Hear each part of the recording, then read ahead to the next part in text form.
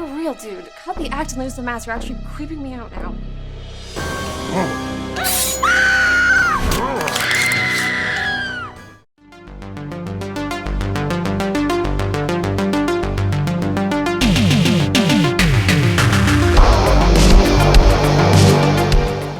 We are talking The Barn, Part 2, a 2022 sequel to The Barn, obviously, once again directed by Justin M. Seaman.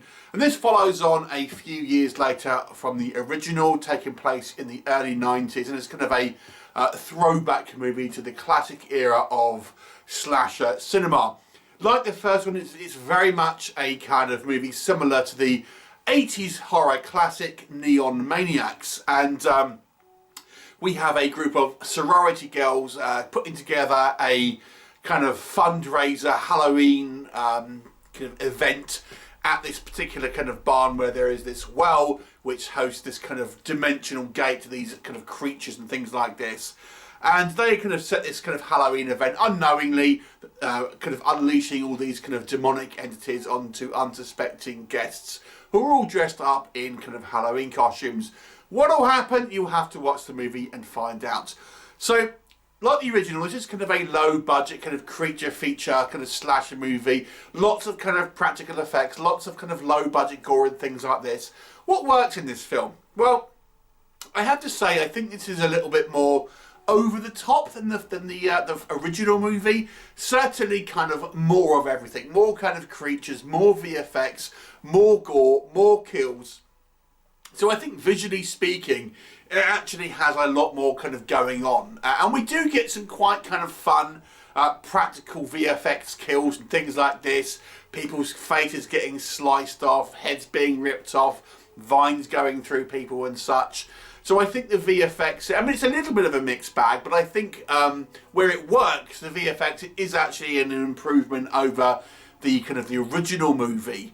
So there's a lot more going on in this film, and I think once you kind of get started, it really doesn't stop. So if you just want kind of a really non-stop kind of monster extravaganza, then this is probably your film. Because not only do we have our kind of plethora of character-based kind of creatures, but we have these kind of zombies that kind of turn up kind of in the kind of the latter half of the film, along with these kind of little goblin things as well.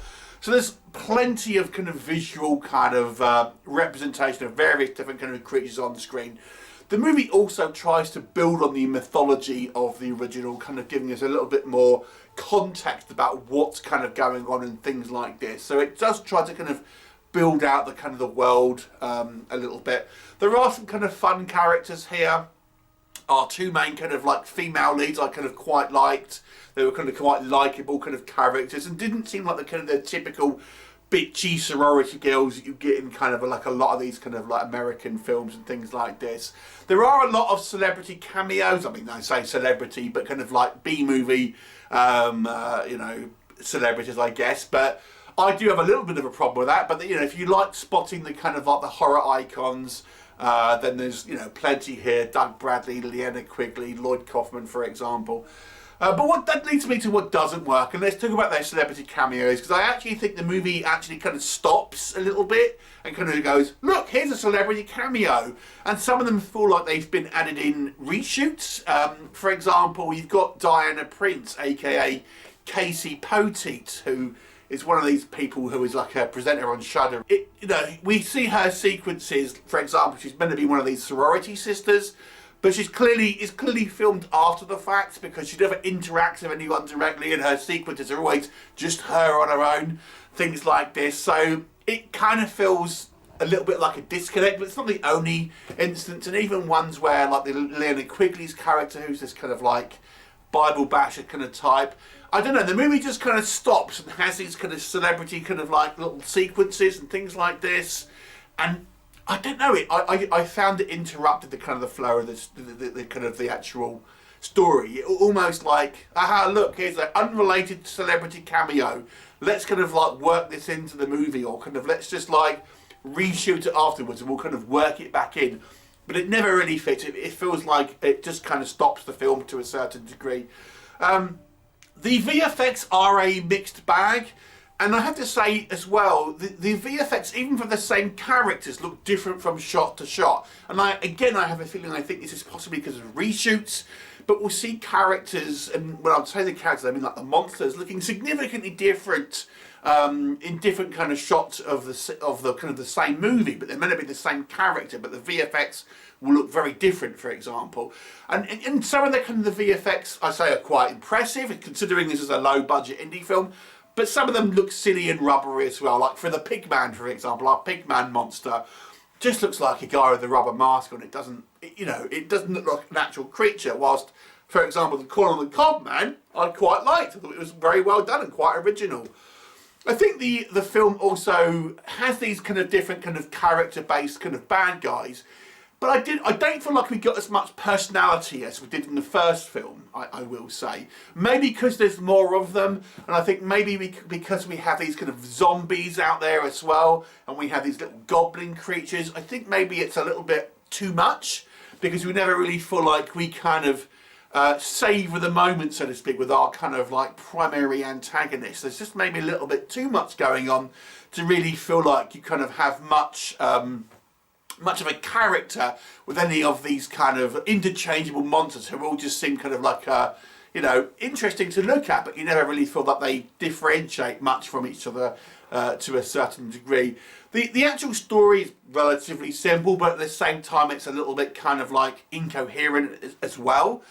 Characters will seemingly just kind of pop up out of nowhere, and again, people will disappear for lengths of time and then they'll reappear, things like this. So it's a little bit of a messy film, I will say. It really doesn't feel like it's particularly kind of a well stitched together narrative, if that makes sense. And it's never really like a scary film at any point. It's schlocky, and I think it's kind of fun. And certainly it's a visually kind of you know, interesting and fun movie to look at. But it kind of sacrifices any kind of tension that it might have in favour of kind of like schlock and kind of silliness to a certain degree. Well, I think it could have been a little bit more making these things seem a little bit threatening. And I think that even the first movie, even though I will say I think this movie improves on the first one in some ways, I still think the first one may have presented these kind of creatures. So it's a little bit more scary than this one, even though this one has got a far higher body count and probably more gory with more kind of elaborate kills and stuff. It just lacks a little bit of a kind of the genuine horror elements and more being, as I say, a schlocky B movie. But it's still probably an above average B movie in a lot of ways, because it's so kind of visually kind of inventive and fun. And the various different kind of methods of people getting dismembered in various ways, you know, will remind you of the glory days of Peter Jackson or Sam Raimi and things like this. And there are some fun monsters and stuff with this one as well. Maybe if they do a third one, it could. I mean, it looks a cheap film. I won't lie. It looks a very cheap film, but you can still enjoy it if you're a B movie fan. Have you seen The Barn 2? What did you think of it? How do you think it compared to the original movie? Please do let me know, and I shall look forward to seeing you next time. Bye for now.